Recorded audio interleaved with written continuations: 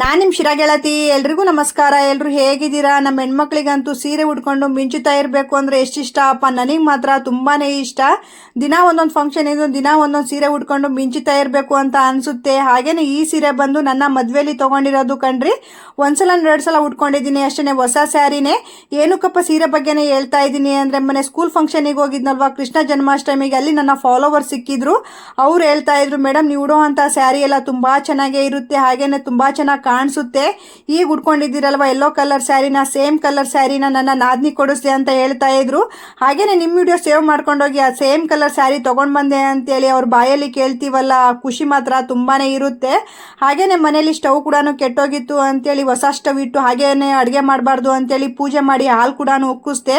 Views ಮಾತ್ರ ತುಂಬಾ ಬರ್ತಾ ಇದೆ, ಹಾಗೆ ಫಾಲೋವರ್ಸ್ ಮಾತ್ರ ಬರ್ತಾ ಇಲ್ಲ. ನನ್ನ ವಿಡಿಯೋ ನೋಡಬೇಕಾದ್ರೆ ಫಾಲೋ ಮಾಡಿಕೊಂಡು ನೋಡಿ, ಮಿಸ್ ಮಾಡಬೇಡಿ ಗುರು. Thank you.